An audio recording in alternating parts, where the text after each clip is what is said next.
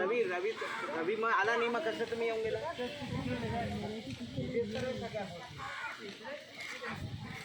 ನೋಡಿ ಮಹೇಶ್ ಅವರು ಇಲ್ಲೇ ಉಳ್ಕೊಳ್ಳೋದು, ಅವರು ಇಲ್ಲೇ ಇರ್ತಾರೆ.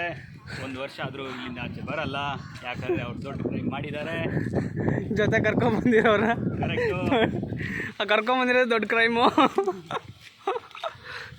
ನೋಡಿ ಮಹೇಶ್ ಅವರು ಕೂರಿಸ್ಬಿಟ್ಟು ಊಟ ಹೊಡಿತಾರೆ. ಕರ್ಕೊಂಬಂದಿರೋದು ಇವ್ರನ್ನೇನೆ, ಇವರಿಂದನೇ ದೊಡ್ಡ ಶಿಕ್ಷೆ ಅನುಭವಿಸ್ತಿರೋದು. ಅವ್ರ ಜೊತೆ ಒಂದು ಮಾಡ್ತಾ ಇದ್ದೀನಿ, ಅದಾಗಿದ ತಕ್ಷಣ ನಿಮಗೆ ಗೊತ್ತಾಗುತ್ತೆ.